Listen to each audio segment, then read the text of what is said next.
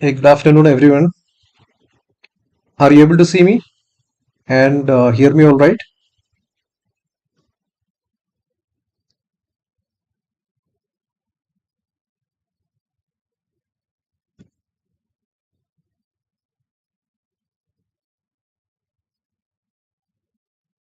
Okay, so thanks for joining. We'll wait for 2 more minutes for everyone to join. We have quite a few people now. I think some more are scheduled to join or accepted to join the session.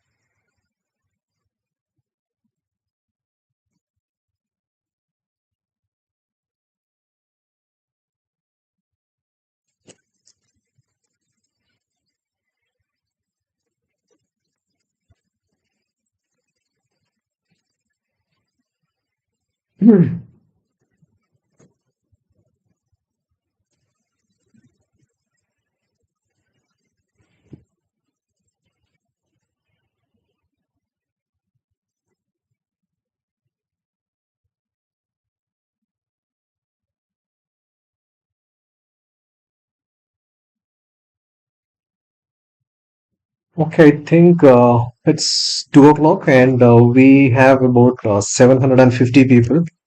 So I think we can get started now.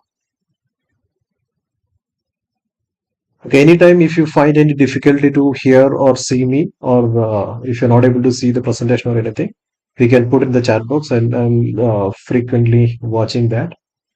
And I will start sharing the screen and we'll start the session.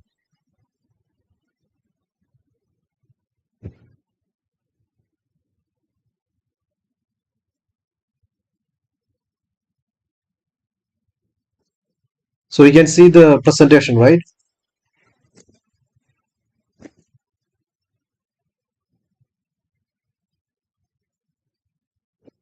Okay. So regarding this session, I think a lot of people will have different type of expectation, but I want to set the right expectation before starting the session because some people would be expecting a lot of strategies and ready means plug and play strategies which can mint money from the market. And based on my experience, there is nothing as such in the market. So it is just your understanding about the market, your trading skills, and your psychology, and these are the things that make one trader profitable.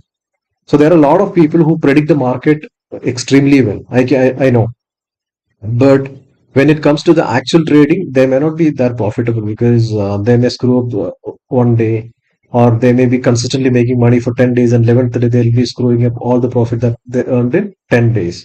So those are the things that most of the traders face. So there are people say you have emotional capital and you have financial capital. Without emotional capital, you will not be able to protect your financial capital. That is very, very important.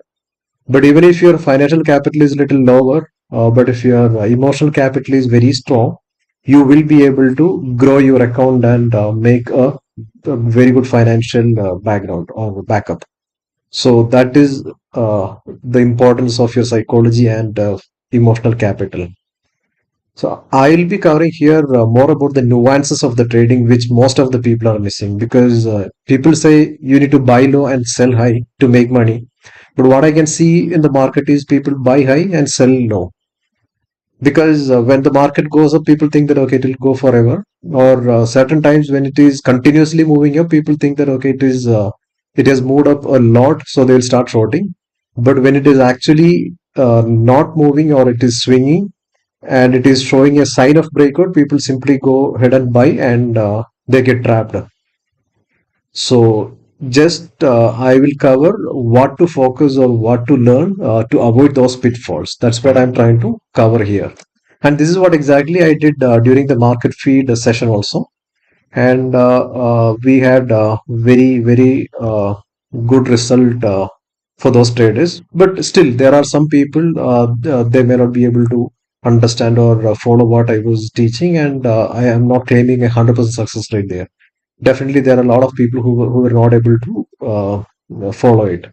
But there is a good chunk of people who made a break in the trading career after the session. So I hope this session also will bring in those changes to many people. Okay, so uh, I call it as index option trading because I'm not typically a seller or buyer, because I don't believe the concept of typecasting as a seller or buyer, because it depends on the situation. If you're an option trader and if you know the market, there are situations where the opportunity is only for selling. There are situations which is only for buying. There are situations where both are equally good depending on how well you do it. So that's what that's why I call it as index option trading rather than option buying or option selling. And even I'm not a typical buyer or seller. I do both of it. But majority of my fortune came from option buying, not from option selling. But still, I do option selling because that is what keep me in the market, and that's what makes me analyze the market in a better way. So I do both of it. Okay. So here, hmm, these are the disclaimer and expectations and that I want to set start of the session. And here, I will help you to think and approach the market in a probabilistic way. That's what the intention of this session. Because thinking probabilistically is a very good edge in the market. People may not understand how, but once the session is over, probably you will understand, or you can read the book Trading in the Zone couple of times, then you will understand that thinking probabilistically is a very good edge in the market. And there are many small fine tuning in our trading that can compound our winning system. We'll explore them because there'll be people who has very good system, but you'll be struggling to make profit or consistently becoming profitable. But there are a lot of tweaks based on the learning from this session that you can apply into your own winning system and make it even better. And I'm a 100% discretionary trader, so I don't have any fixed entry or exit criteria or signal. I don't have any specific moving average or any super trend or any RSI or any of those kind of signal that gives me a buy signal or sell signal. So do not expect any such thing from me, and I don't use it. Frankly, I don't use it, and I don't use any indicator. So that is what I said here also. And there is no holy grail in the market. So in the market, there are a lot of analysis and effort that you need to put in for getting the result. There is absolutely no holy grail. There is nothing that I can tell you, okay, go do this and you make money. No, absolutely there is nothing. Whatever winning strategies are there, those are just edge. Those are just the things that changes the odds in your favor. Doesn't make anything 100% foolproof. And I don't share any trading tips. My trades are shared in the Telegram channel that is only for learning purpose. And it's a free channel. Only one channel is there, which I explained in the prior introductory video. So that's all about a disclaimer and expectation. And probably during this session, until I complete the PPT, I won't take any questions. But once the PPT is completed, if we have time permits today, I'll take the questions. Otherwise, I'll keep a separate session for a Q&A. So you can note down all the questions. I'll definitely answer those questions. But don't put it in the chat box, or if you want to put it, but I'll not be able to read that during the session or while I'm covering the PPT. Okay. Okay, so any session or any presentation, I start with this reminder, because this is what something that we need to remember. Anything can happen in the market at any time. I may be extremely bullish, or the money, the entire money in the world could be coming into our market. Still, the market can fall, or everybody would be selling. still the market can shoot up. If you remember, I'll tell you two examples. One is the demonetization. So I think 2016 November 8th or something, there was a demonetization. The next day, market opened extremely low. It was like, if you look at the candle, I think it was like 2-3 percentage down. Bank Nifty was more than 1,000 point down opened, and the sentiments was extremely negative. And the opening was like a bloodbath. But if you remember, or if you go back and check that candle for that day market closed in green after having such a bad opening. That is how the market is. And the second example that I can give is during the COVID time, we had lower circuit hit one day. Lower circuit means 5% down. Nifty and Bank Nifty. Bank Nifty was more than 5% down, and Nifty, sorry, yeah, I think 5%. Nifty was 5% down, and Bank Nifty was more than 5% down. And if you remember, even that day market closed in green. Opening itself, market was down, and from there it went further down and it hit lower circuit. But then market was halted trading for like 30 minutes. Then market reopened, but that day the market closed in green. So it is very important that anything can happen in market anytime. If you keep this in your mind always, you will never overtrade. I can see a lot of comments, lot of messages, lot of tweets saying that my entire capital wiped out. So the reason was you are overconfident or you are so emotional, you forget that anything can happen in the market and you keep all you have in the market. And the market turns around and you lose the entire life savings in one trade. So always keep it in mind. It will help you to trade with a reasonable risk. Okay. And the next thing is trading is a zero sum game, is what most people says, but I disagree because trading is a negative sum game. And of late, I have started seeing many people start saying that it's a negative sum game. It is truly a negative sum game and hugely negative sum game. If you look at your charges and brokerages and taxes, it is a huge amount of money that is going to the brokers and government. On top of that, if you make money, out of that you will pay income tax or capital gain tax and all these stuffs you are paying into the government. All these are outflow from the market. So let's say I'm making 100,000 or 1 lakh rupees and somebody else is losing, means I'm losing 1 lakh rupees. That doesn't mean that the person on the opposite side make 1 lakh rupees. He might be making only 50,000 rupees, or he may be making only 10,000 rupees. Remaining 90,000 rupees may be going as brokerages, charges, taxes, income tax, and all. Because it is not that in one trade I'm making 1 lakh and I'm losing 1 lakh and he's making whatever money he's making. It could be in a year time. While making that 1 lakh for the whole year, he might have paid maybe 50,000 brokerage and other charges, plus some other money as internet charges and other expenses related to the trading, right? So it is hugely negative sum game. So even in a zero sum game, somebody else will have to lose money for you to gain money, right? But if it is a negative sum game, even if somebody is losing the money for you to gain, you have to be extremely competitive. You have to fight with the expenses, charges, and everything. Only after winning all of these, you will be succeeding. And whereas investment may not be a negative sum game, because while investing in the market, the market creates wealth. Because if there is a stock, if there is a company which is growing from 100,000 rupees market cap to $1 billion or whatever higher market cap, it is actually creating the wealth. It's that all the investors in that company can make money. There is nobody, or nobody will have to lose money for others to gain if it is proper investment in a good company. But trading, especially derivative trading, it is a negative sum game. So you have to put in a lot of effort. I'm telling this because somebody who is taking the trading as a career will have to put in a lot of efforts. You have to learn a lot of things and you have to win over your psychology and everything for becoming consistently successful. It is not an easy task. People come into the trading thinking that, okay, I can trade and I can make a side income while I'm working, but that is not the case. And trading is a business, it's not a gambling. So most businesses have less than 10% success ratio. So as trading. So this is not what I am saying, but most of the startups and other things, based on the survey and studies, people are reporting that only less than 10% of the businesses succeed. Maybe if you take 5 year time frame. So trading is also similar.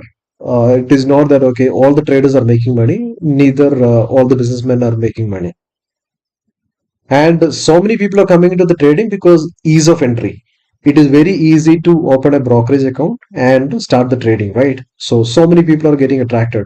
You can sit at home, you can do the trading while traveling. So it's very easy.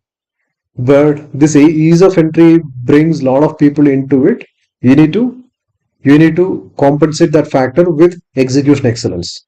You have to execute your plan, you have to study, and you have to trade professionally to sustain here. And losing trades are a part of the business and consider them as a cost of doing business. So there is a book called Thinking Fast and Slow. In that was written by Daniel Kahneman, and in that he says he's an economist. He's a behavioral economist, and he says when you make a money and when you lose a money, the emotion is different. That is obviously something that everyone knows, but the joy that brings while making money is far lower than the pain that comes along with losing money.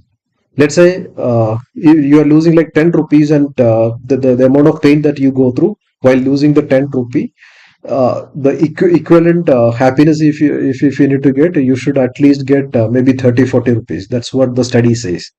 So that is why it is very difficult for people to accept the losing trade. But you need to accept the losing trades, cut the losses short, and make sure that you understand that it's a part of the business. And losing trades are cost of doing the business. And like any other business or profession, trading requires substantial amount of time, effort, and money to learn and to succeed. So it's not that okay, somebody can come start trading and make the money right away, but it is directly proportional to the effort and the time and the money you dedicate to learn the stock market and trading and psychology. So approach it as a business, not as a gambling. You need to learn, you need to analyze, you need to see what is the probability, what is the risk reward, and all. So we'll go through all of that, and we'll explore all of that in the coming slides. Okay. And one thing, I've been talking a lot about the psychology, right? Psychology has different factors in the trading.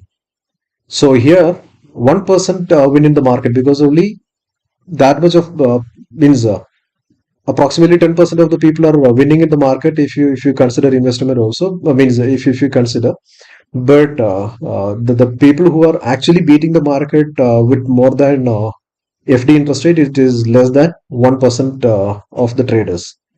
So the reason being, I believe only less than 1% of the people are putting the required effort.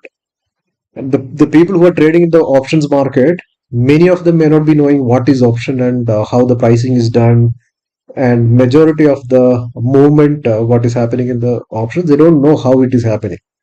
So people are simply coming and trading. Many people, not everybody, many people. The people who learned the nuances and details of the trading, I don't think too many people will be losing. And many people are not staying in the market longer enough to become consistently profitable. Before that, they gamble with all the money and they lose everything in the market. So what I'm trying to say is, so if you want to win in the market, you need to trust yourself that you can win in the market, and you need to put in the required effort. So that perseverance is required to become a winner in the stock market. And the fear of failure and fear of success. These are the two things killing the traders. Fear of failure is you're not able to take a trade thinking that if what if the trade goes wrong? The trade can go wrong. Any trade that can go wrong. So there are certain times when the trend is very extremely bullish, I take the long trade, and it may be moving slightly against me. Then it comes back and it gives me money. Then after a while, means after the trade is closed, many people are asking me, uh, what was the surety you had that the market would come back up? Then I used to say I didn't have any surety because I know one day or other the market will reverse and I lose money. But the trend is up. The probability is very high for the market to come back up. So the chances are extremely high for me to make money than losing. But if the market doesn't come back, if it is going down continuously, and if I'm losing the money, I know how much I can lose. I'm okay with that. I'm okay to spend that money to gain the winning trade. So that's what fear of failure is not required because there will be failures. When you trade, there will be losing trades. So just that you need to understand there are losing trades for getting the winners also. The only thing that I consider is my winners should be bigger than the losers. If I'm potentially, if I can lose 10 rupees in a trade, and if that trade becomes a winner as I think, it should give me at least 15 rupees, 20 rupees, or 30 or 40 or whatever higher amount. It is not that, okay, I take a trade and I'm losing, if it goes wrong, I lose 10 rupees. And if it becomes a winner, I get 5 rupees. No, those kind of trades I try to avoid. And how to spot that, we'll see. And fear of success is also a problem. Many people, the interesting thing is, many people I know, they start trading and they continuously make money for 3 4 days. Then one thing, winning, they get obsessed with the winning. And second thing, they think, okay, what other people are thinking if I'm making too much of money, that thing coming into their mind, and automatically they go into the losing trades. They themselves will not be knowing how they are slipping from so confident winning trader to a losing trader overnight. So Zig Ziglar is a motivation. He was a motivational speaker. This is one of the very interesting and very motivating quote from him, which I often read. You were born to win, but to be a winner, you must plan to win, prepare to win, and expect to win. It is very important. You must expect to win, and you need to prepare to win. It's not that there are many people who are living in the someday aisle. Like someday I will become disciplined trader, or someday I will stop smoking, or someday I will start exercising. People are thinking that way, but they are not planning it. They are not preparing it. They are not expecting to do it. They're just hoping that it will happen someday. It will not happen someday until you take the action and you need to plan and execute it. Okay. So these are the slides that I'm covering to set the stage for the trading, because trading or strategies or market analysis alone will not make a trader successful. So these are the things that made a change in me. So I thought, okay, this will be helpful for many people, if not everyone. So that's why I'm covering these kind of things also. Okay. So now I think probably I can move into the next slide, which is probably the start of the session. So there are trading resources that I use. There are so many trading resources that I use. There are a lot of questions I receive from so many people. What are the things that you use and all? So here, 1 second. Okay, so whenever I need any data or any historical data or information, I go to NSC India website and I download it. And you can just search in NSC website, or you can search in Google, keeping NSC in the keyword. It will take you to the NSC India website, maybe open interest or historical data. Lot of data is available, but some of the data are paid, but even free data is enough for us to sustain, because the paid data is mostly for institutions and HFTs, high frequency traders. Whatever data is available in NSE is free, which itself is mostly good for us. And for the charting, I use TradingView, and one more charting platform I use is Go Charting. Go Charting gives a little more detailed charting information, but it is not as smooth as TradingView, so I use both. Go Charting is good for maybe volume profile or market profile and other things, but TradingView is good for normal charts and indicators and information.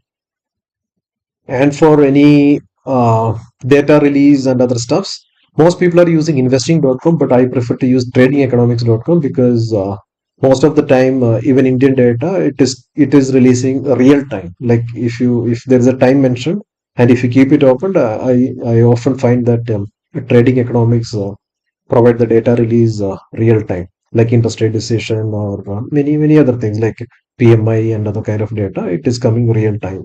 So I prefer to use trading economics than investing.com. And whatever I am saying here, it is not a recommendation. It's just what I am using. There could be better one. There could be much better one that you are using. So it is okay. That's fine. End of the day, we need to get something. And I'm covering here because many people don't know where we can get this kind of data. So during the day, if you want to do during the day or after market hours, if you want to track the global market, there are different platforms. The best one I found is IG.com. In IG.com, it is very fast, real time, and most of the time it is active. Even over the weekend, you can see weekend Wall Street and other stuffs. You can see the global futures market, how those are moving. Are they moving up or down? So IG.com, there are different indices listed there, and you don't even need a login. The website free website itself gives it, and if needed, you can create a dummy login that will give you more access to the charts and other things, which is actually not required because the free itself, without login, you get more information. And I use OI Pulse for OI Builder. Many people are using different platform like Sensible or anything. It is okay. Whichever things you are using, it is absolutely fine. So I have taken subscription for OI so I am using it. It is quite good. And there are many other platforms which are good. So I'm not saying that OI is only good one, but OI is good and I'm comfortable with that, so I'm using it. And brokers, I'm using three brokers: Zerodha, Kotak Securities, and ICICI Securities, because I split the money into three different accounts and trade differently for my risk management. And in case if there is an outage or something, I need to manage my risk and everything. So I use three brokers. Zerodha, I'm using Orbis platform, wherein there is no restriction for out of the money options and all.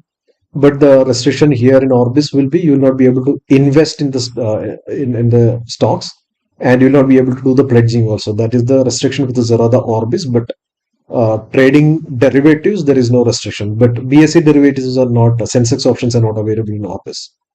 And Kotak Securities I use. The advantage is that it is zero brokerage, and it is a reputed bank owned security, means brokerage. And I feel much more safer with the Kotak and ICICI. ICICI I'm using, I'm not so comfortable with their platform, but they have improved a lot of late. They have the execution algos and all if if you want to take a bigger position.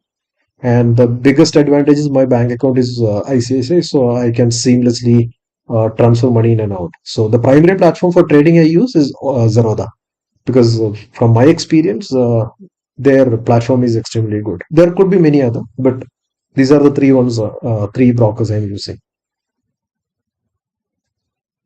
Okay. So one more thing, why am I a discretionary trader? So indicators are commonly used and may have to frequently change the strategies. System-based strategy may not give more than the average return. So there are a lot of system-based strategy which are working, but the return that you get, it could be average. But if you're a discretionary trader and if you're focused on one type of trading, there could be sometimes you will see extremely big opportunities where you can make enormous amount of return. So it may come very rarely only, but you get that kind of opportunity.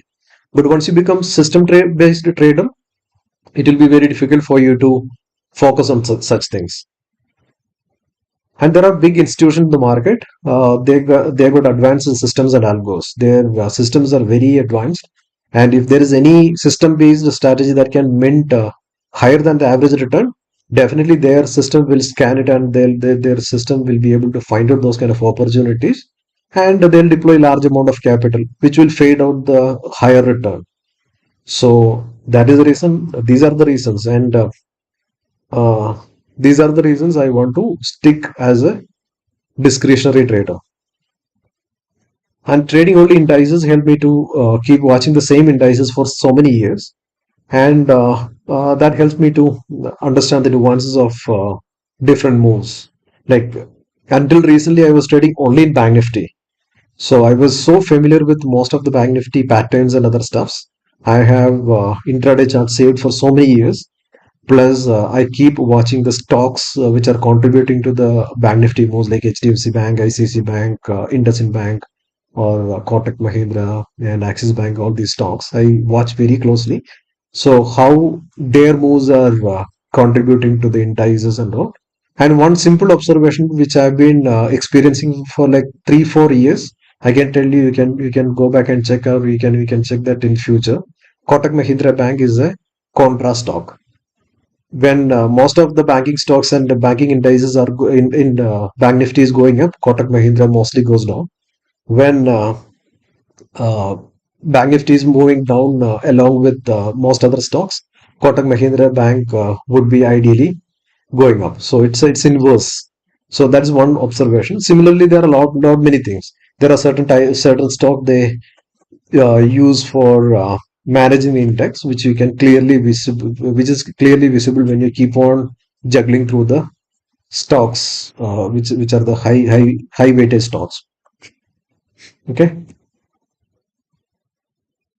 so I'll move on to the next slide, which is option Greeks. And trust me, if you don't know, just read, understand, and learn about option Greeks. It will help you. But if you know option Greeks, you don't have to focus on that too much. It is a good to know things. Once you understand about option Greeks, you will understand the kind of move that is happening and what are the advantages and disadvantages in different kind of market. You will be able to understand a lot of things. But don't overly rely on option Greeks. It doesn't mean that you need to know the option Greeks to make money. No, it is not at all required. But giving option Greeks will help you to analyze the market and analyze the options a little better way. But you don't have to break your head and read and focus too much on option Greeks. But it is a very good to know information, because you are trading options. We are trading options. So we need to know what are the components and what are the benefits and what are the uh, patterns and other stuffs, right? So what are the contributors also? So option Greeks will explain that better. So I'm not explaining this. I just want to tell you. If you don't know, you can just Google and you'd find any videos about option Greeks and watch it. That's enough. Okay. So now we are coming into options ITM, OTM, and ATM. So, guys, I'm going a little fast here, or throughout the session, I'll be going fast because it's a recorded session. It is available in YouTube. Anytime, if you want to get a repetition, or if you want to listen to that again, you can always go back and listen to it. So, there is no point of me repeating again and again the same thing or going too slow. So you can pause, you can repeat, means you can pause, you can repeat, and you can listen to that one again and again. That is the reason I'm going too fast, because the faster I complete, we'll get more time to have the Q&A and other stuffs, right? Because there are certain areas where it requires substantial amount of discussion to understand the concepts. So when it comes there, we can spend more time. Other things I will go a little fast, and many people may not require some of these things. They can skip it also, right? So if somebody needs literally needs it, they can spend more time on this. So that's the reason I'm going fast. Okay, here options. Most of you must be knowing OTM, ITM, and ATM, right? And here I think I forgot to tell one thing at the start, because I'm not giving a training right from the basics, because basics are available for free in a lot of places. A lot of videos are there. I'm intending to give this refresher or nuances to the people who are already trading in options. And if somebody who's not trading in options, and if you find it little difficult to understand, you need to go back and learn the basics. Then after that, you can come back and you can listen to this video. Then it will make more sense. Because I know there'll be quite a few people who are not actively trading in options would be listening to this.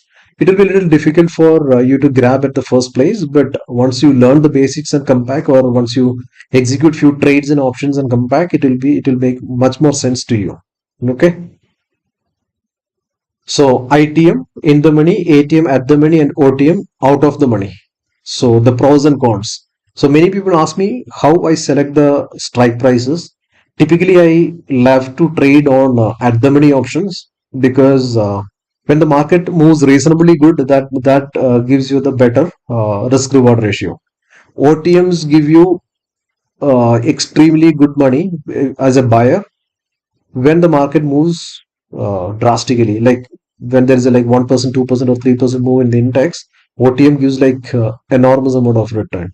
But if it is a very small moves, if it is for scalping and all, I prefer to go with ITM. Like if you look at my Nifty trades, mostly I go with ITM because Nifty I'm not comfortable to ride the trend for long because I'm not that familiar with Nifty trading because I've been trading with Bank Nifty for a very long time. So I know how the option prices moves according to the index movement. So Bank Nifty I mostly trade slightly OTM or ATM, but when I trade in Nifty, I trade ITM. And when you trade in the money, you can capture even the smallest movers. Like even if the index is moving like 10 points, if it is not taking too much of time for the 10 points, you will get some part of it in the money options. But if you're trading out of the money, you have to get at least a reasonable move for getting the profit. And if the market is stagnant for some time, out of the money will start losing majority of the premium. Same goes for the at the money also.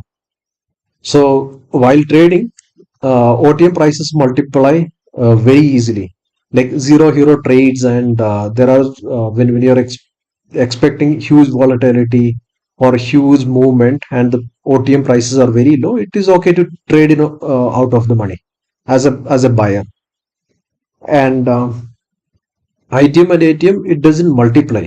Let's say you are deploying 10,000 rupees in one trade, and if you are buying OTM, and if the trade multiplies, it can become 20,000, 30,000, or 50,000, or even 1 lakh. But if you're trading in ITM, if you're deploying a 10,000 rupees, ATM may become 20,000, 30,000 at times, or even 40,000. But ITM is very hardly becomes 10,000, very hardly becomes 20,000, 30,000 and all. If there is a move which can make ITM options double, the OTM options can multiply many fold. That is the difference between ATM and OTM in terms of multiplying. But the problem is if the movement is very low, ITM will be more profitable. On the OTM, you may not even get anything, or sometimes you may even lose money also, even if the market is moving in favor of you. And OTM is good for catching trending moves for a buyer. So if there is a trending move, and if the market is continuously, you are expecting the market to move continuously in one side, one direction, you can go with OTM buying. It will give you very handsome profit.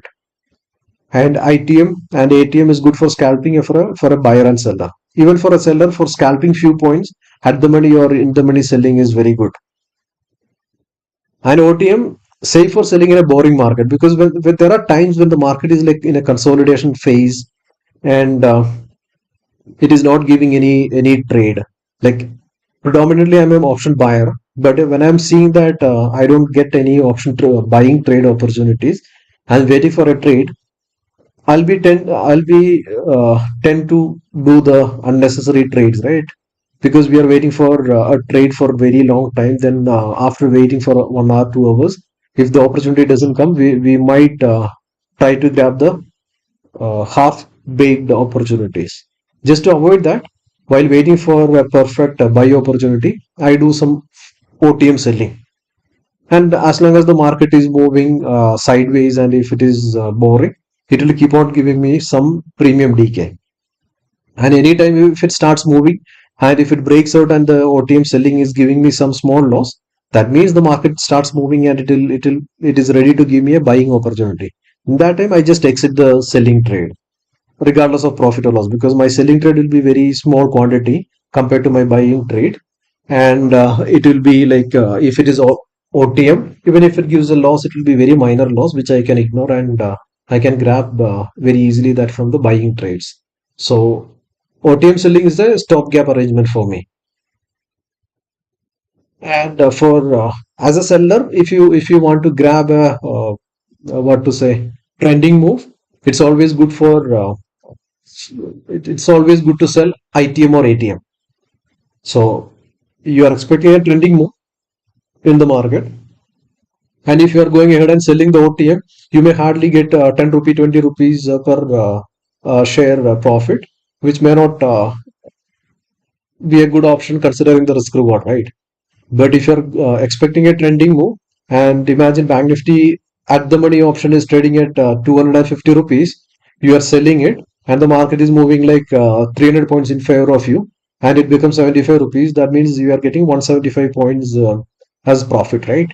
So for a trending move, if you're an option seller and if it is difficult to buy options or if the premium is extremely high, selling ITM or ATM is better than selling out of the money. These are things that everybody knows, but there are many people who keep on asking me on what basis you select the strike price. That's the reason I repeatedly covering this.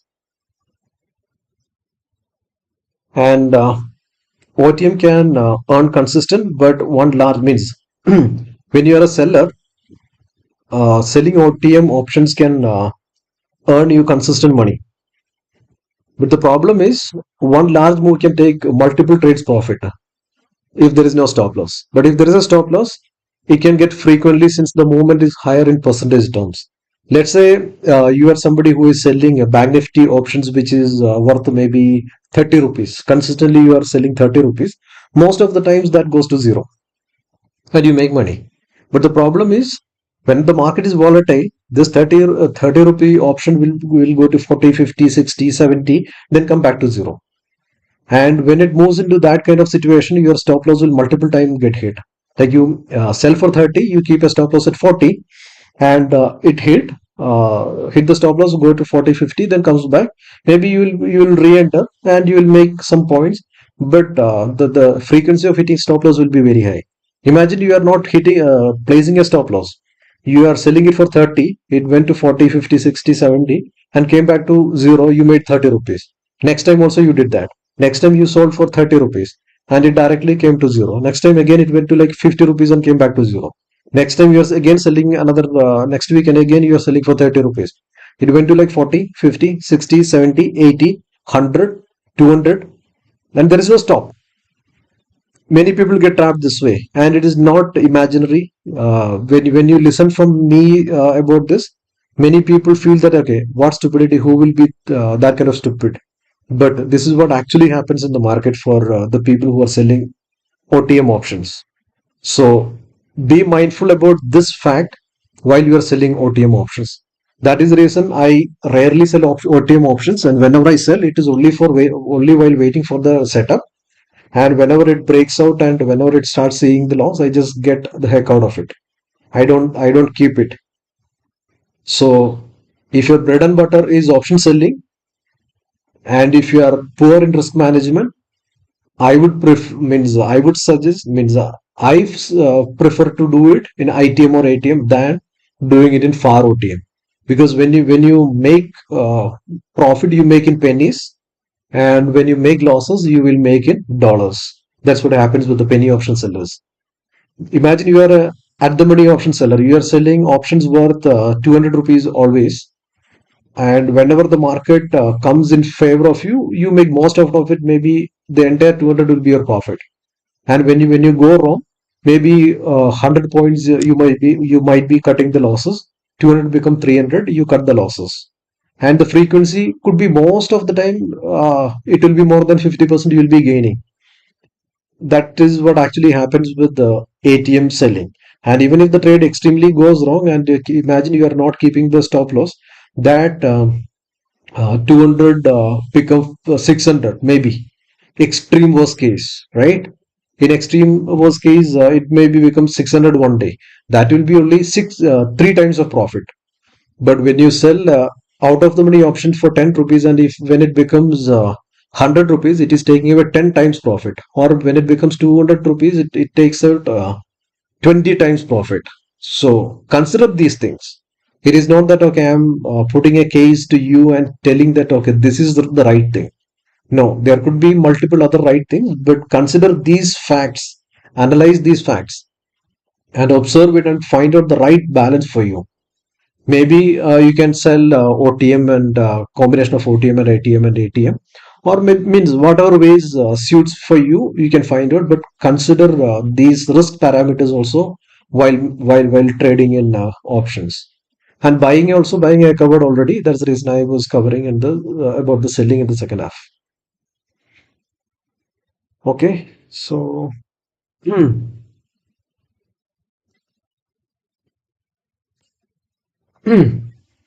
So that is about out of the money, at the money, and in the money options. So next, I want to cover one thing which is very basics, which is something that most people talk big thing about it. Because if you go to Twitter and read the tweets about the trading, most people often says, I take only 1 is to 3 RR trade, or this trade is giving me better RR, or if you do this, the RR is extremely good. Many people are talking about it. So it is a big word, big buzzword, RR, risk reward. But the same people, when they are into a trade, what you can see is, imagine somebody is buying an option for 300 rupees and it becomes 350 rupees. They can't, what to say, they can't bear with the profit and they just book it. Let's say they bought 1,000 quantity for 300 rupees, which is like maybe 3 lakh rupees they spent on the trade, and it becomes 350 rupees. The 50,000 profit, when they see on the screen, for no reason, just because of profit, they book it. And when it goes opposite, they may average it. So three times they book 50 rupees profit. Fourth time, they took 1,000 quantity, it went to 250, they added another 1,000. The average became like 275, and it again went another 25 rupees down or 30 rupees down. They took another 1,000 quantity, and it further went down, and they lose the entire profit they made in the previous 10 trades, plus they lose some part of the capital. This is what happens with many people, because they talk about the risk reward ratio, but they are not concerned about the risk reward ratio while trading. So while trading, you just need to make sure that your profit, potential profit, or your profit is more than the potential loss. So here, this is a calculator, nothing big. It is just a Excel formula. So let's say your winning probability is 50 percentage, and losing probability is obviously 50 percentage, and is risk reward. So against one risk, you are getting one reward. So you are losing one trade, winning one trade. When you are losing one. When you are winning, you are winning one. So 50-50, and you are ending up with a zero, and maybe you will be losing only the brokerages. But imagine your probability is only 50 percentage.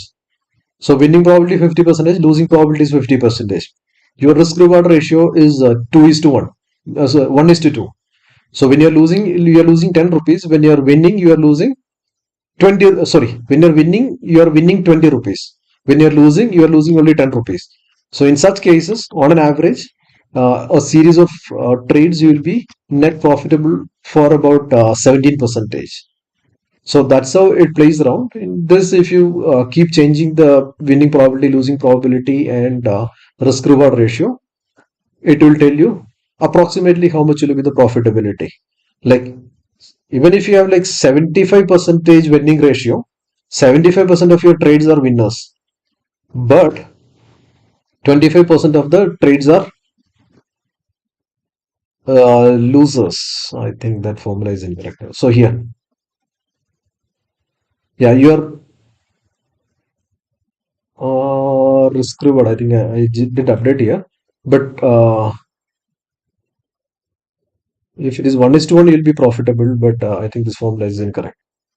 But 75% or 80% probability, winning probability, doesn't give you the profitability, because if you are winning like 10 rupees and losing like 50 rupees or 20 rupees, you're not going to make money in the long run.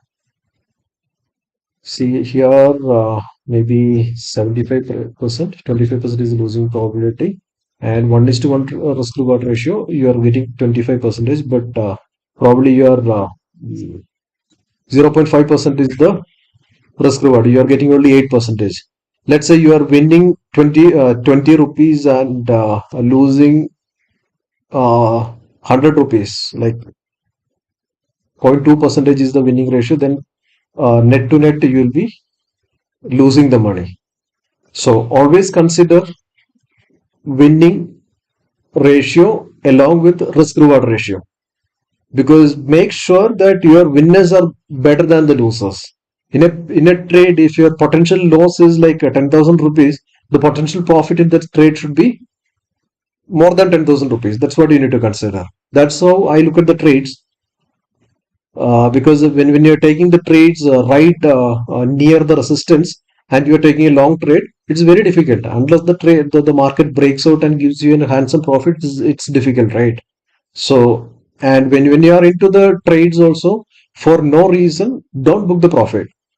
If you're taking a trade for a reason, as long as the reason is valid, keep trading the profit. Maybe you can put a trading stop loss, or maybe you can book a small portion and keep the remaining portion and ride the remaining portion. As and when the market goes up, you can keep booking small quantities and ride at least small portion.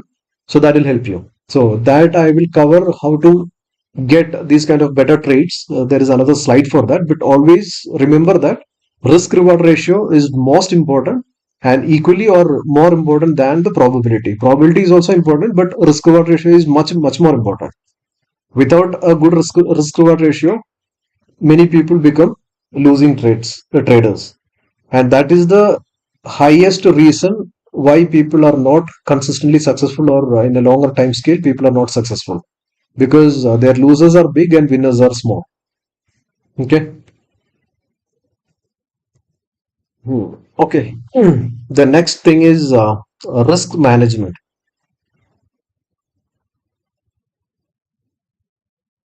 position sizing, money management, and risk management. So these are the three things which is tied together, which is very important of the trading, which is the core of trading. Because without having a proper position sizing, without having a proper money management, without having a proper risk management, you cannot win in the market. And if you look at my Telegram channel, in the past, when the market was like sideways, you see I have a lot of losing trades.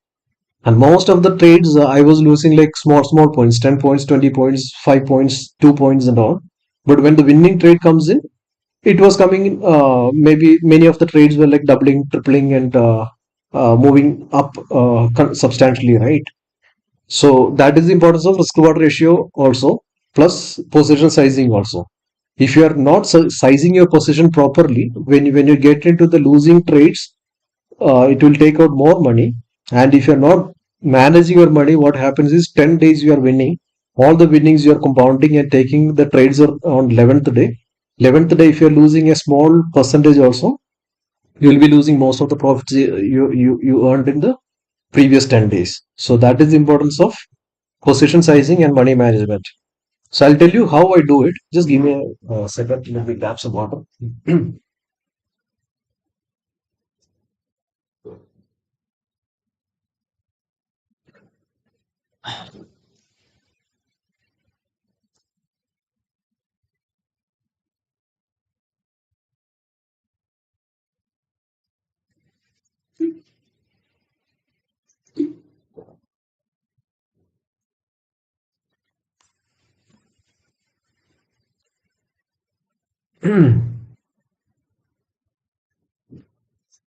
So I'll explain you how I do it, and based on that, you can whatever learning you are getting from these slides, you can apply that, and you can optimize your position sizing, money management, and your risk management.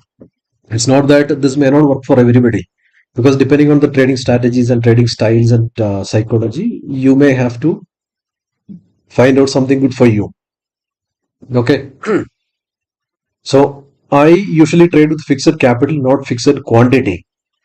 Let's say if I'm deploying 10,000 rupees on my trades, certain times I'll be buying options worth 200 rupees. So in that case, I'll be getting maybe 500 quantity only, right? Sorry, if I'm trading with 1 lakh, and if the price is like 200 rupees, I can buy maybe only 500 quantity. But certain times I buy options worth 20 rupees. In that case, I can buy 5,000 quantity. So that is my trading style. It is helping me because certain times I'm getting like 2x, 3x, and all. So those kind of trades I look very often. That is the reason I trade with the fixed capital, not with the fixed quantity. I don't take like 100 quantity every time or 10 quantity every time, but I use the fixed amount. If I'm taking trades with for 1 lakh rupees, and most of my trades will be for that 1 lakh rupees, whether the price is like 10 rupees, 100 rupees, or 200 rupees. That is one thing.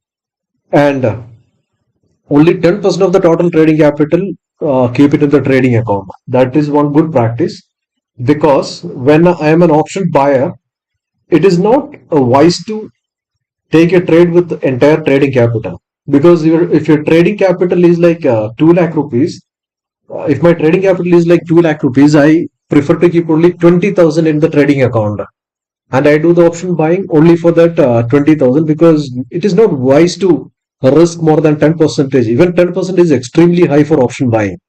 And ideally, when you take a risk, that risk should be less than 2%, is what most people says. I increase it to up to 10% in certain cases, because I have pretty good winning ratio, so I can bet little higher amount. So the reason many people coming to option buying is saying that option selling needs more capital. So that is the reason many option buyers are going broke, because if you are allowed to sell one lot option, naked option for 1 lakh for 50,000, I would suggest when you buy options also buy only one lot for 1 lakh 50,000, because the exchange required margin may be very less. It could be like 15,000. But if you want to manage your risk properly, and if you want to stay in the market for longer, you have to deploy that what to say, that discipline by yourself. Because if you buy, if your capital is like 2 lakh rupees, and if you keep on buying options for the entire 2 lakh rupees, or at least 50% of the capital or 25% of the capital, let's say your capital is 2 lakh rupees, you are deploying 25%, like 50,000 in one trade every time. Continuously, if your 2 3 trades are going wrong, then the majority of your trade, the trading capital is gone. And even if one trade goes wrong, out of 2 lakh capital, 50,000 you're deploying, one trade goes considerably wrong, you're losing like 50% of the value. That means the overall capital from 2 lakh, you are losing like 20 25,000 you are losing in one trade. That will dent your capital first, that will dent your psychology second, and you will not be able to trade properly because you lost a substantial amount of your capital. So always risk small money. And the funny thing is, I've told this to many people during the mentoring session, and whoever was able to successfully reduce the exposure to the capital, they all were making more money than what they were earning with higher capital. So that is the beauty of lower exposure compared to your capital size. So you have 10 lakh capital doesn't mean that you need to deploy the entire 10 lakh. Put only 50,000 or 1 lakh, and then you can trade fearlessly. You can take it, and even if there is a loss comes in, that loss will be less. And if even if there is a profit comes in, you will be able to write the trade without worrying about the profit. Because most of the time, imagine you are taking a trade with the 10 lakh capital, the entire 10 lakh, and that trade is giving you like 50,000 profit. You will be nervous. 50,000, 60,000, you'll be nervous, and you will start booking the profit. Imagine you are deploying only 1 lakh out of the 10 lakh, and that trade gives the same percentage, 5,000, 6,000 profit. You will be able to comfortably hold.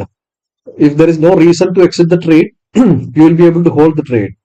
Instead of looking at the P&L, you will be able to look at the market and trade well. If the trade has potential to give you like 20,000 profit, you will be able to ride and get the 20,000 profit. Imagine your risk is very less there compared to the 10 lakh, but your reward is very high. On a longer time scale, you will be much more profitable than using the 10 lakh, because with the 10 lakh, when you're losing, you will be losing big money. But with the lower exposure, you are losing less money, but you are gaining more because you're trading well without looking at the P&L. So this is what I do. You can find out a suitable percentage for yourself. And when my account size grew, I split this 10 percentage into three and deployed it into three different accounts. Imagine my trading capital is like 10 lakh. I took 1 lakh, and that 1 lakh I split into three, maybe 40, 40, and 20. I put in three different accounts, like 40,000 in one account, 40,000 in one second account, and 20,000 in third account. So most of the times my option buying trades, I start with the smallest one, 20,000. And when I get a better opportunity, I buy in other accounts. And at the worst case, or the best case or worst case, whatever you call it, my exposure will be this 10 percentage. And that will be very rare. In such cases, that will be like very high conviction, very high risk reward trades only. I go into this situation. Okay. And I keep this amount constant in my trading account. So if I make a profit, I withdraw the profit on the same day. If I make a loss, I add the money back into the trading account and keep this money constant in my trading account so that I can trade fearlessly. I know that even if this trade goes wrong, it is not going to impact me because I can backfill and trade with the same amount. As long as the market is there and I am sound and I am alive and well, I can keep on trading well and I can get back on track anytime. So that's why I keep small amount of capital in the trading account. Okay, that's how I do the position sizing and money management and risk management. So people are obsessed with the stop losses, but I'm not because I use stop losses rarely, but rather than using stop losses, I size my position in such a way that even if the entire option buying goes out, I'll be okay because my deployed amount is very less. So the I'll be able to sustain through the fluctuation. And even in option selling also, my position sizing is very low. So you might have seen that at certain times when I sell options, even if it goes double, I keep it certain times because my position is very, very low in selling. And buying also, you can see that certain times my position goes completely wrong. Certain times it goes to zero also. Like I buy for 100 rupees something, and end of the day, if it is a expiry day and if the trade doesn't work, end of the day it goes to zero also because my position is very low. I know I can afford it. Like it could be maybe 2% of my capital or 1% of the capital certain times. So I know I can leave it to zero. So that is how I size my position because the option that I bought for 100 rupees, only when it has the potential to go to like 200, 300, 400 rupees, I am ready to take that kind of risk and keep it longer time and I allow it to go to zero also. And most of the time, the moment I realize that I am wrong, I exit. Like I buy for 100 rupees, it becomes 80 or 120 or whatever price. If my trade is not the market is not moving the way I expect, I just get out of it without looking at the P&L. But certain times, my conviction is so good that I expect the market to come into my way, and those days I keep it, and most of the time it comes back because there could be some or other reason for doing that. And certain times it doesn't come back. And when it doesn't come back, it punishes me. And when it comes back, it rewards me really well. And many of you would have seen that in Telegram. And the mentorship people would have seen that live doing all of this. And there's a time as well. If I take an intraday trade, end of the day, no matter what, I am out. And if I'm taking something for carrying over, I do it. Otherwise, if it is taken as intraday, regardless of the profit or loss, by end of the day, I'll be out. I don't want to carry the intraday or convert the intraday position into the overnight position and incur more losses. And if the reason for entering the position is not valid later, exit the position regardless of profit or loss. Let's say you are taking the trade because of the open interest or because of any specific reason. You follow a setup, and based on that setup, the trade is good, and you enter the trade. And without even looking at the P&L, you look at the reasons, the trade setup. As long as that is valid, keep on holding it. And the moment you realize that it is not working anymore, just get out of it. Don't look at the P&L. When you look at the P&L, that P&L may be 9,500 or 9,900.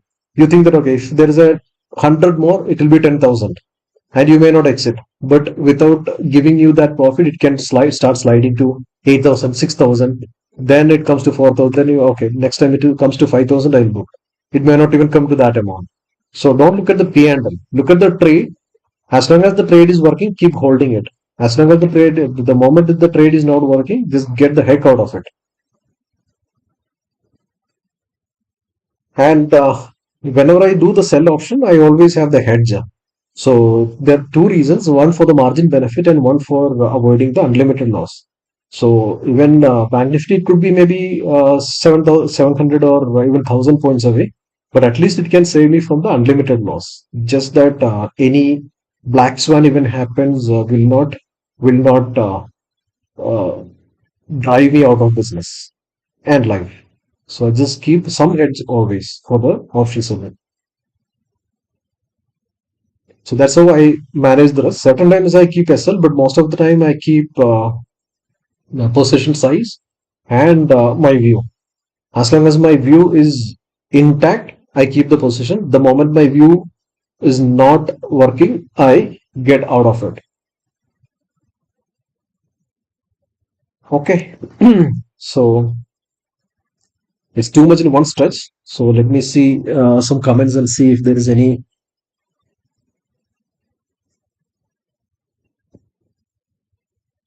specific things to note here. A lot of interesting discussions are going on.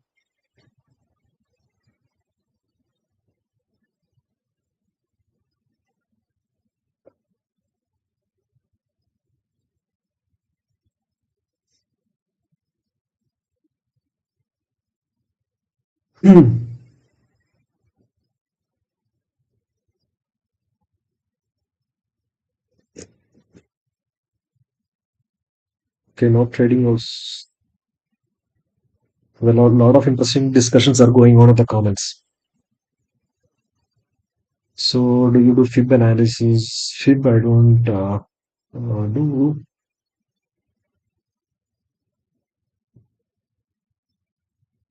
Oh, isn't my phase in a small window?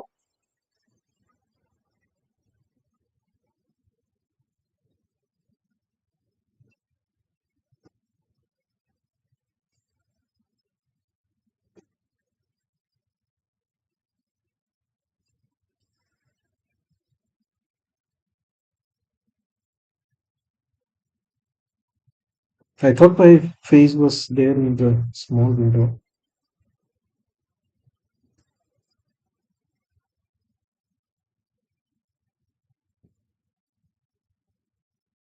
One second, let me.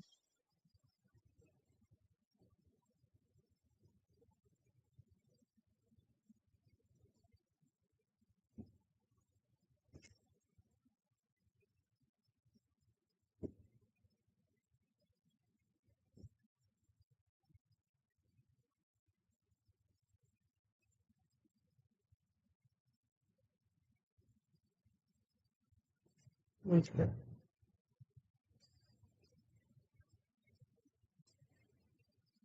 okay, add that. Hope that it is not disturbing you.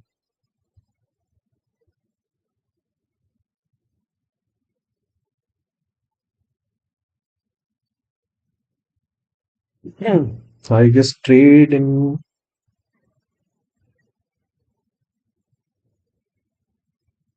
Okay, I'll come to all of that. There are a lot of questions coming, so I will take the questions later, and probably I will go into a couple of more slides. So right now we have risk management, then we have strike price selection, then how I do the market analysis. There is one slide. Then how do the entry, how do I exit, and how to hold the winning position, and how why do I think market does something when it does. So these are the things that are pending to cover. I think I'm not used to talk for very long, so I'm not sure if I will be able to complete for 4 hours. Maybe after 30 minutes or something, we will break and we'll do another the continuation next week or something. But I will cover some more, and probably I'll try to take at least few questions today and remaining tomorrow or remaining in the later sessions. Okay, so here I will go to the next slide, which is strike price selection. So strike price selection, it is important, but it is not too important as long as you're trading in at the money or in the money. Because certain times, yeah, it makes huge difference. Maybe on an expiry day or day before expiry day, and all it makes huge difference. And certain times, it is not that significant. Maybe if you're trading on a Friday, then I prefer to trade in a ITM or ATM on such days. If you are trading on OTM and holding for longer, and if you're not getting the movement, it will give you some loss. So there are two types of trading I do. One is non-directional, one is directional option selling, and option buying. And I do only directional. So directional option buying, it is very easy. I think I've told you already how I select the strike prices. Mostly, I try to trade in ATM or slightly ITM, and certain times maybe let's say Bank Nifty trading at 45,200. Most of the time I prefer to trade in 45,200, 300, or 100 options. So these are the ATM or one strike ITM or one strike OTM. So that is what I mostly prefer to trade most of the time. Expiry day it's difficult because I prefer to trade in ITM when I do the directional buying. And when I'm expecting a big move, I go for OTM. Like market is trading at 41,200. And if I'm expecting a very good move, I even trade in a 41 5, 44 5, say, sorry, 45 is what we were talking, right? Certain times I prefer to trade in 45 500 or even 46,000 also. Certain times if I'm expecting if there is a trigger and if there is a huge move which is expecting, I even go for far OTM also. But usually it is okay to stick with ATM or one strike here or there. That is the better thing in terms of the risk reward ratio for an option buyer. Because ATM, when the market moves 200, 300 points away, 200, 300 points in your favor on an expiry day or day before expiry, it mostly doubles.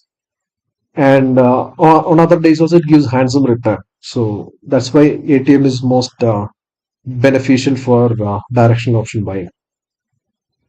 And directional option selling, I prefer near OTM. Like if the market is trading at 45 200, so I prefer to sell 45 100 or 45,000 usually. And if it is a like proper directional trade and if there is no buying conviction because of the high premium or something, then I sell even little ITM also. I don't sell deep ITM, but slightly ITM and all I do sell many times. So during the high wicks, keep distance equal to the ATM option price. Like if the volatility is very high, the VIX is like 15, 16 and all those times the market is wildly moving, right? So imagine on a Monday, the at the money option is trading at 300 rupees. So I try to keep at least a 300 coins away option and sell that. Like market is trading at 45, 300. I prefer to sell about 300 coins away, which is like 45,000 put or 45, 600 call. The reason being at the money option price, which is like 300 points, that can be a little comfortable cushion. It is not that it is a safe cushion, but for me as a person, it is comfortable. We can find your comfort there, but I prefer at the money options price as a cushion. And for non-directional selling also, that is the similar thing I do. Either you can look at the ATR, which is average true range. That will be approximately in line with an option price on a Thursday expiry. Uh, Weekly options, the ATR could be almost equal to the Friday option price. So average true range, let's say the average true range is like 600 points. I prefer to pick 600 points away call and 600 points away put, but it depending on the day, it may not help you. Like if the ATR is 600 points and on an expiry day, if you are selling 600 points away options, it doesn't make any sense because it will be like penny options. For Bank Nifty, it could be like 15 rupees, 20 rupees, or even 10 rupees, 600 points away. It doesn't make sense to sell such a cheap option. So more than ATR, I prefer to keep the straddle premium distance. Let's say at the money options, call is trading at 200 rupees, put is also trading at 200 rupees. Like the combined premium is 400 rupees. So when I do the non-directional selling, I prefer to sell around 400 points away. In that case, in another day, if the straddle price is combined, the straddle premium is like 600 points, I sell 600 points away call, 600 points away put. And if it is confusing, you can listen to it again and you will understand it. Probably I will open the NSC option chain. You can see my screen, right? So this is the NSC option chain. I'll take Bank Nifty. So in this case, if I'm doing Bank Nifty options, the strike is like 44,900 is the at the money right now. 44,900. The combined premium is 250 plus 265, 315. 314 is the 300 rupees. Approximately 300 point is the straddle premium. Sorry, not 300, 500. Approximately 500 points is the straddle premium. So 500 points away, which is like 44 400 put, and for 500 points away, which is like 45 300 calls. Like maybe I'll take one more strike away because 44 925 is the price. So I will sell 45 400, 45 400 call and 44 400 put, which is like ideally equal price, like 87 rupees and 85 rupees. So even if the market moves approximately 500 points, it will not be in the money. It will be still approximately uh, maximum at the money. It will still give you losses, but if the movement is like within like 200 300 points, it will give you profit. So that's why I select the strike prices. And again, remember one thing: my non-directional selling is not my bread and butter. So when I sell non-directional, like imagine I'm selling this for 87 and selling this for 85, and the market starts moving wild, and this combined premium is going more than my cost, which is like 170 rupees. The combined premium is like 170, 180. If it is increasing, then I exit. I'll book losses. Whatever loss comes in, I'll book, and then I'll look for directional buying opportunities, because your non-direction trade is not going good means market is little wild and it is giving the buying opportunity. Market is good for directional trades. Then I look for that kind of trades. So, but while waiting for that kind of setup, if I'm doing any non-directional selling, I do this way. I pick up the strike this way. So you can go back and check that again. If this is not clear, then it will be understood. And this is my motto: cost of being wrong should be less than less than.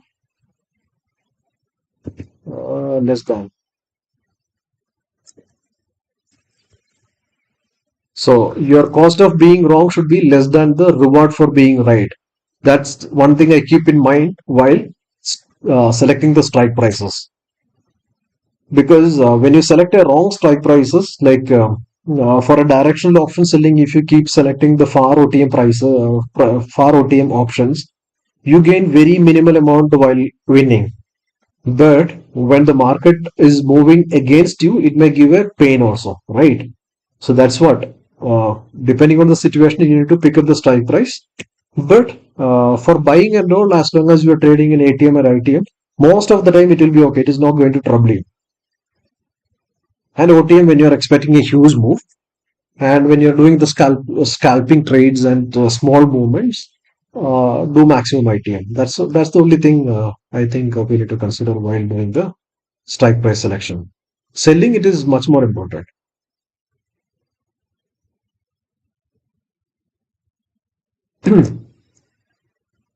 Okay, probably I will cover this slides more.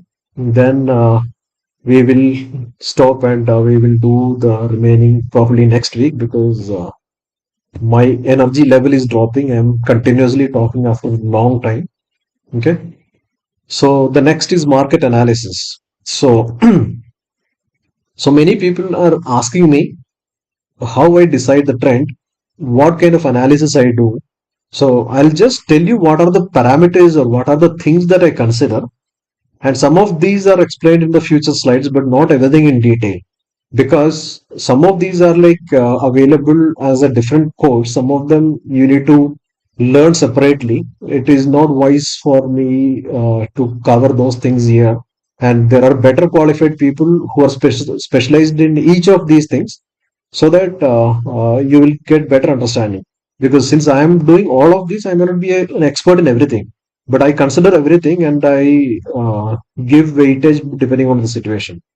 So here, chart pattern. I said I am not using any indicator, but I'm using the patterns. So indicators and patterns are different. So I use the pattern. I drill down the chart from the monthly up to the 1 minute time frame to see the patterns. Probably I can go to the trading view. I can show you some of the chart patterns that I consider.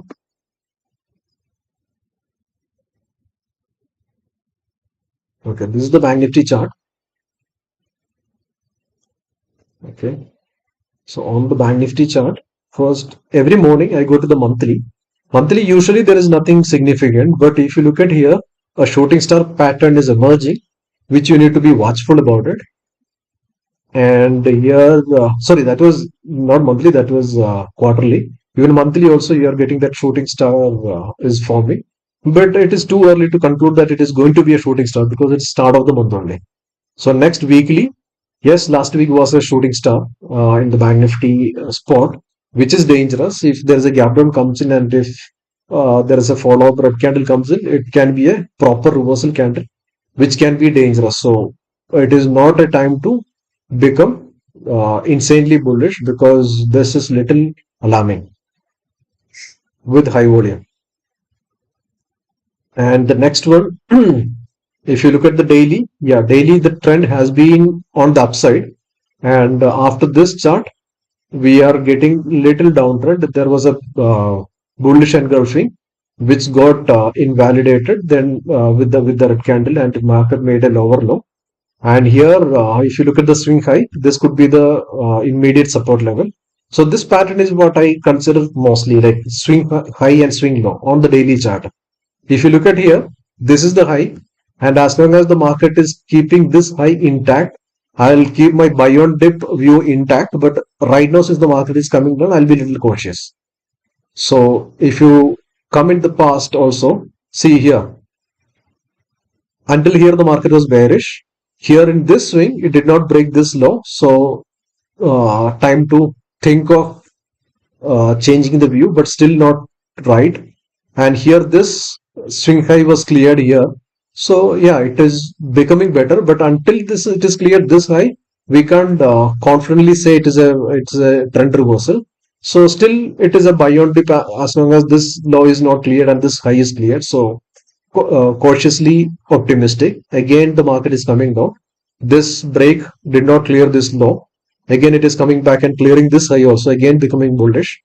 So then the next few days, this high is also taken off. Then clearly buy on dip, the trend is emerging and it keeps on moving up with intermittent red candles. There is no weakness in the market.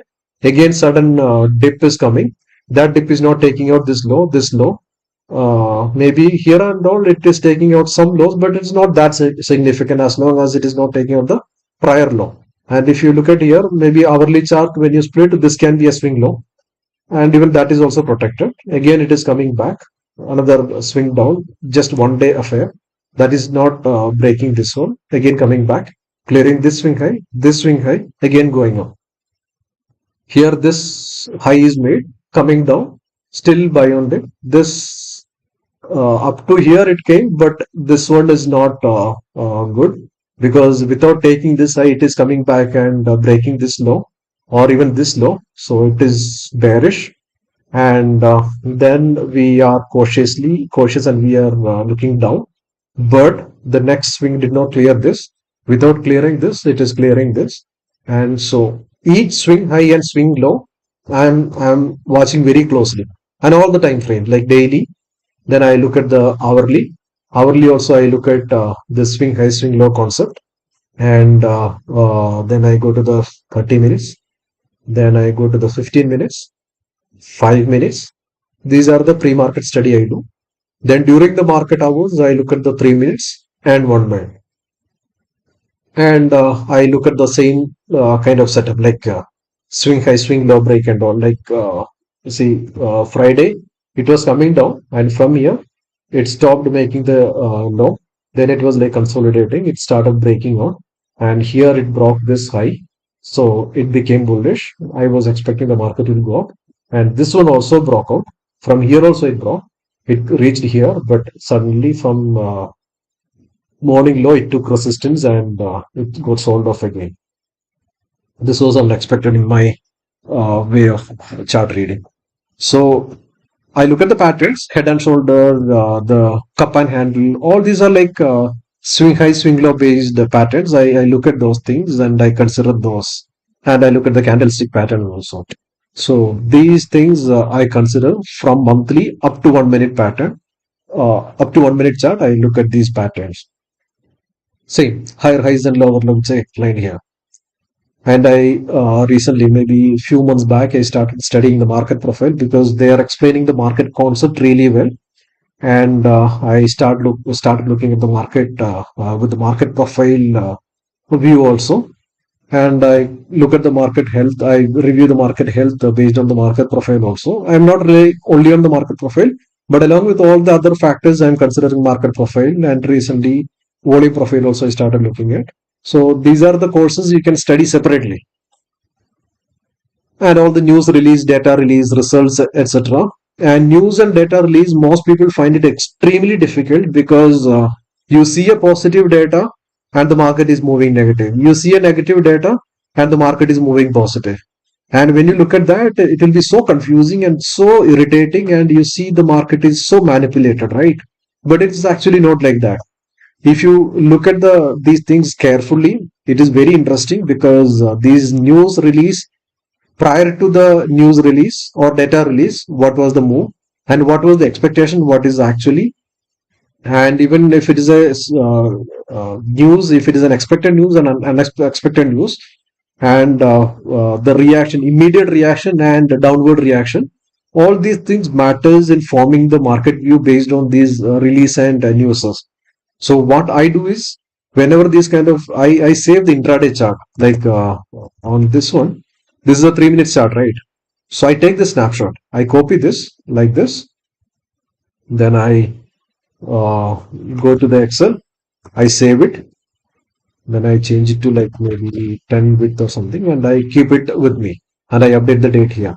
So whenever there are like the important data release or any events and all, I update the comments here. So whenever the similar data comes in, I go back and keep on studying such days, the patterns.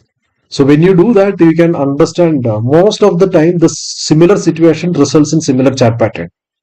Like you are expecting a positive outcome, but the outcome is negative.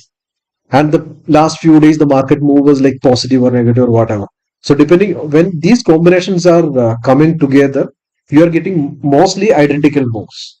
So it's not that okay, just because of the data is positive, the market can move up or move down. No, it is not that. There are a lot of other factors which you can understand if you keep tracking and learning and noting it down and revising frequently. You will understand the behavior of the market during these data releases. So most of these data release trades are my big winners because I deeply studied and tracked these things. So those are giving me good results. At what time of the day these moves are coming in, and how long it takes the market to digest the news and make the actual moves. Because certain times the market moves on the headline news. Like the headline news can be positive, but if you read the news in detail, it can be negative. So immediately the market may move based on the positive headline news, but after maybe a couple of hours, the market realizes okay, there is something hidden negative. Then market actually starts moving in the detailed news favor. So all these things you can practice, you can note down and you can practice and you can check the history. That will help you.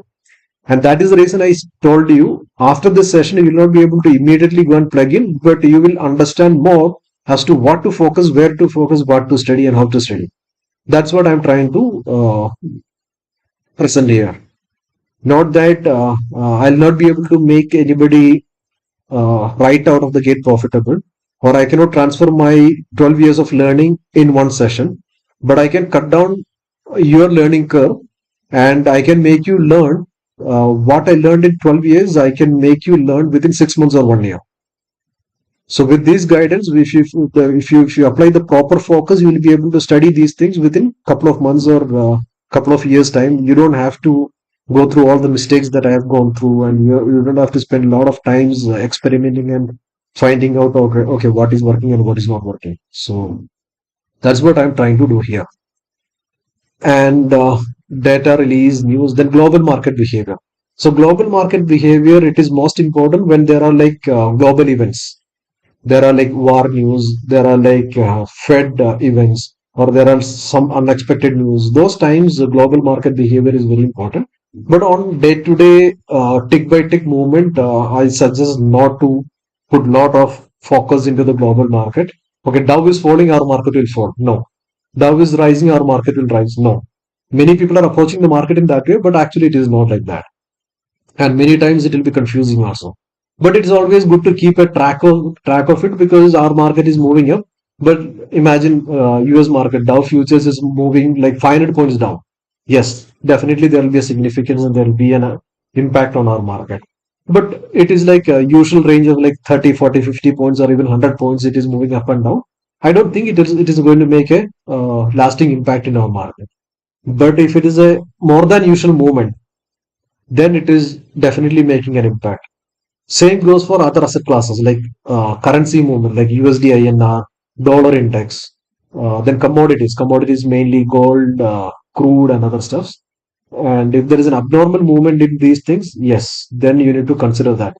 Let's say crude is moving like 10% in a day, moving up. It is definitely going to be bad for the stock market, because 10% move in crude, that can increase the inflation. But certain times, you can see that, okay, recession fear is going away. So the crude is moving up. Crude moved up 2%. In those cases, maybe crude and the stock market both may hand in hand move up, right? So all these are like relative things. You need to, certain times it is directly, certain times it is inverse. Same goes for the global market also. You need to find out with observation when it is having the direct relationship and when it is having the inverse relationship. And even the crypto market, but off late I'm seeing it is completely detached with the stock market. But earlier I used to say, when the stock market was falling, crypto was also falling. When stock market was rising, crypto was also rising. There was a direct correlation, but off late it is completely detached. For the last many months, I'm not seeing any correlated movement between crypto, or direct or indirect, or direct or inverse correlated movement between stock market and the crypto market of late. So I'm not focusing much on that. But other things, yes, always there is a relation. But it is only when there's an abnormal movement, like USD INR. If it is moving like a normal movement, like 0.1%, 0.2%, I don't consider that. I don't even look at it. But let's say 1% move in a currency is like huge. So when there is a 1% move, positive or negative, then yes, we need to be cautious. We need to look at the market correlating that. So any abnormal movement in global market or other asset classes, yes, you need to consider that for analyzing your stock market view, or forming a stock market view. Then index heavyweights behavior.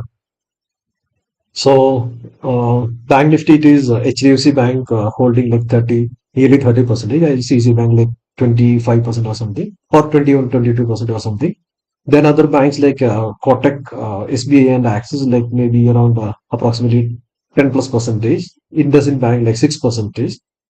And any major news or events on these stocks can impact it.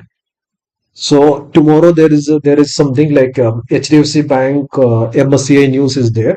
It is a positive news, but I'm not sure whether it is already priced in, because the earlier decision was HDFC outflow will be CE, but now instead of HDFC outflow, they will be converting that into HDFC Bank. So literally, they may not be doing anything. They may not be buying or selling. But one thing that their expected selling, which would have come next week, is fading away. So because of that, it's a positive news. But ideally, it has to move up. If it is moving up, correspondingly, Nifty and Bank Nifty will have to move up. We don't know, but certain times other institutions which will have to offload HDFC Bank shares because of the merger, they might use that opportunity for selling. So we don't know whether upside will sustain or not. So it's very, very critical, very, very tricky also. So I look at all these stocks behavior also. Certain times, one stock may be getting beaten up heavily. That will impact the stock index. Certain times, every stock will be moving hand in hand. That will give huge movement into the market. And certain times you can see the market is trying to move, and some of the heavyweights are artificially getting sold, which may lose control. That can result a blasting move at certain times. So these are the things that you can observe and find out how these are behaving. And don't put all your focus into that, but keep a track of these index heavyweights behavior during the day. So many of these things can sometimes have direct correlation, and certain times these will have the inverse correlation. So that's what I explained earlier. Okay. So just keep track of these things and understand how the market behaves on with the impact of these things. Okay. So that is how I do the market analysis. I put it as bullet points. You can go back and probably you can study more about it, or whichever feels relevant to you. You can start looking at it, and you can start studying more about it. So for me to explain, if somebody is asking me, you said the market will go up today and market went up. How did you form that view? So these are the factors. There is no one factor that I'm considering for forming that view. These are the multiple factors. And there are some day-wise pattern also. Like if you remember, June 19th, I posted in Twitter that market was very close to the all-time high. So Nifty was very close to the all-time high. It was just like 10, 20 points close to the all-time high. Then I posted all-time high may not be hit immediately. It might take another 2 weeks, and monthly expiry, which is supposed to be on 29th of June, only the all-time high might hit is what I tweeted. And similarly, market came like within 10 paise of the all-time high, but it did not break the all-time high until that expiry day. And many people DM me, and they ask me, how did you say that? It is simple behavior. If you look in the past also, you can see important levels are usually taken out on an expiry day, and mostly, if possible, it will be on a monthly expiry. And certain times, if it is not on an expiry day, it will be taken out on a gap up on other days. So that is the usual pattern in the market. If the important level break usually happens on a monthly expiry, or certain times it comes in a gap up. So those observations will help you certain times. It's not that okay, it can happen only that way, but that is the probability. And I said only on 20, it may hit only on 29th, but there are chances that on the very next day also it might hit. So I'm not saying that it can happen only in that way, but I'm just giving the probability only. So yesterday I mentioned 13th June, this Thursday expiry can be extremely volatile. That is my expectation only. It may or may not happen. It is a high probability because 13th is the record date for HDFC and HDFC Bank merger. So there can be a lot of transactions, buy, sell. Some people will be offloading, some people will be buying heavily, some people will be adjusting their index funds. So we don't know how it can act. So it can go up, come down, it can move anyways. So that's why I'm expecting heavy fluctuation or heavy volatility. But there are chances it can move directional, it can be silent. I don't know. But the probability is high for the volatility. So what I'm tweeting or what I'm putting in the telegram, it's all probability. It's not that it is what going to happen. No, it's all probability. So that probability can come or it cannot come. So it's up to the market. But probability is high based on my analysis. Okay, I think it's been 1.5 hours. So we have uh, completed about 16 slides. We have overall, I think, 28 slides. That means 22 slides more pending. We will come into that next week. And I think I can take some questions. Maybe I will take 10 questions now and try to give some kind of answer during now the remaining time. Then we will break for the day and come back next week. So Team Z is asking, how did you predict the Diwali target? So Diwali target is also not a prediction. So it is a crazy, uh, crazy number that I have given, 22,222.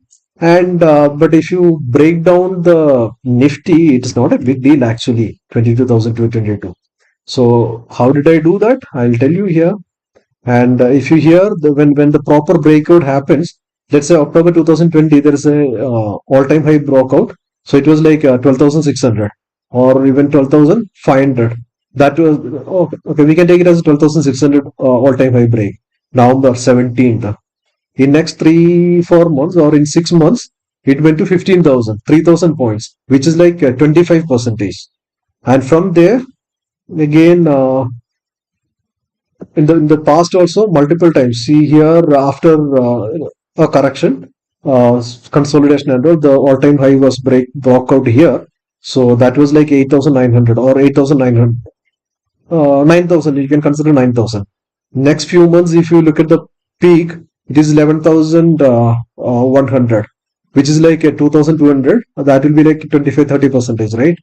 Over 25 percentage.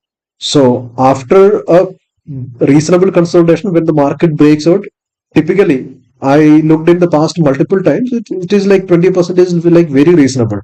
So 19,000 into 20 percentage, which is like it is more than 20,000, 22,222. And Diwali is a time where the market comes very close to the peak, and it gives a crazy number which nobody expects.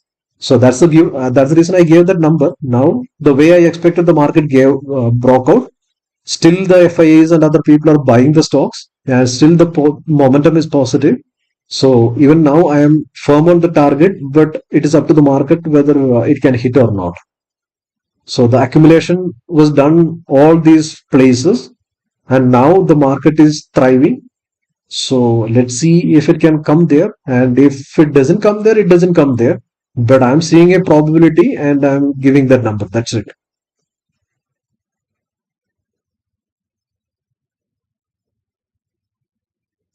So OI Pulse, I think OI Pulse, there are tutorials available in OI Pulse itself and YouTube. There are a lot of tutorials because I don't use too many features there. I use only few features, but YouTube feature, the tutorial is there. Questions are moving so fast, I'm not even able to read it. Okay. I think I need to copy paste. It's moving so fast.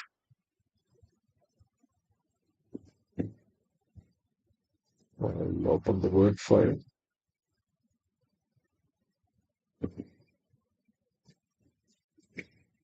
So is analyzing price action on the option chart better than option chain analysis as directional option buy? See, analyzing price action in option chart, that is good. Option chain analysis is also good. You can't stick to one thing. You need to consider multiple things. Like option chain and option open interest also I consider. That is also one thing I consider while doing the market analysis. We can't say one thing is good and one is bad. Certain times one is good, certain times one is bad. I mean, some other thing is good. So I'm just copying what our questions coming in. Can you suggest some good mentoring course classes? I stopped it because I wanted to focus more on my trading. But suggest some good mentoring courses. I don't know because I'm not sure in a public platform if I can suggest something because I don't know. There are courses, but do your due diligence. Make sure that those people are somebody who is sharing the profit and loss to the attendees at least, and they are some people who got good understanding about the market based on their what to say public profile. And I suggest don't go with somebody who is fighting with each other for gaining the popularity or gaining the attention. Just avoid those people and find out the people who actually have the knowledge based on what you see in their social media profile and other things, and make sure that they at least share their uh, profits and other things. I don't share it because I'm not doing any paid courses or anything, so I don't want to, because I don't want to share my P&L and all. And when I was doing the mentoring, I did share with the mentees. That is the first thing I did with every batch. What is your view on SMC concept?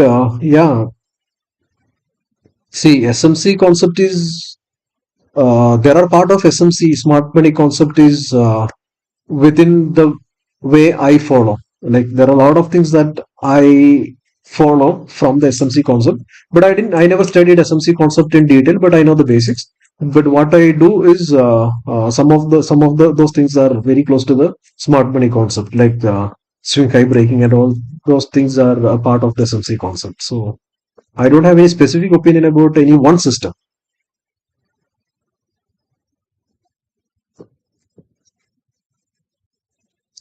Okay, money management or psychological or risk management, which is having the heavy weightage, everything. Because if you don't manage your money properly, your psychology will get impacted. If you're not managing your risk properly, when the risk on a trade exceeds, your psychology is getting impacted. When you don't manage your psychology properly, you will not be able to properly manage your money and your greed and your expectations and trades and everything. So everything is interrelated. You have to focus on each of these things, not one.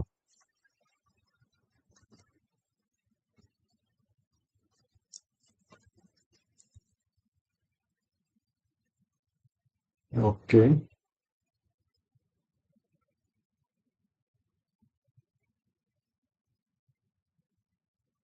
See, I took 976 trades in the past year and winning percentage was 71. But due to my poor risk management, my psychology and emotional control capital was washed out. See, poor risk management you can control with money management also. Like I mentioned, if you keep only specific amount and if you keep your capital constant throughout the period, your with 71 percentage, you will not be able to getting wiped out. But there is one more thing, it is not just about risk management. It is about the reward management also. You got 71 percentage of the winning trades, right? Out of 100, 71 trades were winners. But how many of those winners were like big winners? Imagine most of the trades you are taking small profits and you are getting 71 percentage winning ratio doesn't make you profitable, right? So that is the reason I said your winning percentage alone is not contributing to your profitability. Your risk reward, your risk should be lower than your reward. Your reward should be higher always. So not just the risk management, always focus on the reward management also. When you get a good trade, try to get maximum out of it. We will not be able to capture every bit of the move, but at least try to capture the meat of the move. That is very important. The questions are coming very fast. So I'm not even able to copy now. How do you come to a conclusion that index strong and weak within 5 minutes of opening?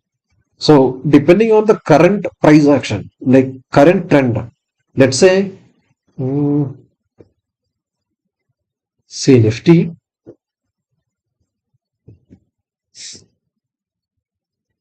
see, every day I'm not saying that within 5 minutes of opening. Only certain days I'm saying within five minutes or something the market is weak or strong or whatever, right? So that is all these things, all these market analysis has a part to play in that. Like the predominant trend which is happening currently and the price action after the movement or after the opening, like based on what the global market or SGX was suggesting, how the opening is and how that price is holding after the opening and how the 1 minute candle is forming after opening. Like certain times you will see struggling like these things and all. If you look at here, let me see, market is opening here and it's a 1 minute chart. And I'm playing it. See, this here, it is fluctuating. See, then after that, you see this. It is continuously making higher highs. I can very well say that it is strong, right? Because if you look at the past history, the market is very strong on the daily chart. Plus, after the market opening, it is like continuously giving the green candle without even a pullback, right? So those are the things. It is not just based on one fact. It is based on all the market analysis and all the market view and everything. Hmm.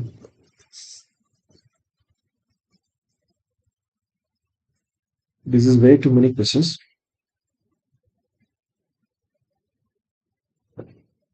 See, why don't you analyze the Fibonacci retracement for analyzing? Because any pre-calculated blind levels and numbers, I'm a little skeptical. I'm more inclined towards tested support, tested resistance, or the swing high, swing low. So that is the reason I'm not using the Fibonacci retracement. Extension, Fibonacci retracement. I'm not saying that it's not working. It's not. It is not something that doesn't work or something. There are a lot of people follow that successfully, so it might work. But I'm more comfortable with what to say, swing high, swing low, tested support and tested resistance than Fibonacci. Artificial inspiration took nights. Okay, that's.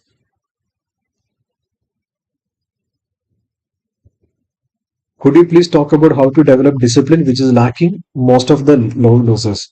See, artificial discipline. Couple of things I can suggest now, and remaining things I will cover when there is a slide that comes in. One, do not look at your P&L. And if you need to ignore your P&L, your position sizing should be as low as like 2%, 1% of or whatever of your capital. If you're betting your significant part of your savings or whatever, you will not be able to focus on the trades. Instead, you will be focusing on your P&L. And probably if you read that book, uh, Trading in the Zone, you will get a better idea. More than your pain avoidance mechanism. When your loss is beyond what you can tolerate, you will not be able to book the loss because that loss is bigger than what you can afford. Then that loss will become even bigger when you're not booking it. But if your losses which you have already accepted before taking the trades, if that trade comes into loser, you'll be able to exit it. Like when I take a trade, what I consider is, okay, if this trade goes wrong, how much I can lose. Then I come in terms with that money, that loss. Then if that loss comes or goes, I don't care. I can look at the trade setup and I can exit or enter the position. That's how it is. So in one of the interviews with Nitin Kamath, Zero the founder, I heard him saying when he meets, he's a people person, right? He's a founder, he's a CEO, so he has to work with a lot of people, with clients, customers, and employees. So what he said is, when he see a new person, he will do a risk assessment. So if my relation goes wrong with this person, how much will be the potential loss that I may incur? Then I come in terms of that loss. Then I can freely interact with that person and I can freely do business or whatever with that person. That's what he says. That is the same thing that I do in trading. When I take a trade, I look at the trade and analyze if this trade goes wrong, how what will be the dent in my emotion, what will be the dent in my psychology, and what will be the dent in my what to say financials. If all these three are manageable, then I don't care about the money. I can care about the trade and trade setup. But if it is creating a dent which is beyond my control, then what I need to do? I need to reduce my position size to such a way that it doesn't impact me financially or psychologically. So that is what you need to do for bringing in discipline. Discipline is an outcome of what you do. It is not something that you can create.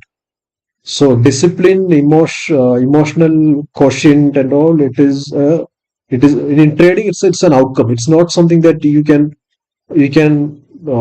bring in artificially. So whatever you do, it will bring it to you. Bring the discipline to you. Okay. So I think I'm tired continuously talking. Probably we can wind up the session for today, and I will schedule a follow-up session if possible next Sunday or whenever the time permits. I'll schedule at least one day earlier, and I'll send you the link in Telegram, and I will share that in what to say, Twitter also. And guys, there is one thing I just want to reiterate one more thing once again. The Telegram channel. This is the only and only channel that I have. There is absolutely no channel. I can see a lot of channels in the name of Snowball, Shijumon Antony, and all, which is with the same profile picture, which is saying, which is offering so much of reward for investing money with them. Don't do that. I don't have any paid services. Don't pay money in my name to anyone. No courses, no paid services, no paid money management, nothing, absolutely nothing. So this channel also, I just update my views and trades only, nothing else. No promotion, no money management, nothing. So I just want to tell you, because many people are messaging me, asking me, is this your channel, this channel, and all, with so many fake channel notes. So nothing is my channel. This is the only channel which is free channel. Okay. So there are a lot of questions which I could not answer, but you can prepare the questions and keep it with you, and try to avoid duplicate questions every time. And probably next week when I conduct the remaining session, I'll try to take more questions. And if that is not possible, I will do one Q&A session also. Okay, so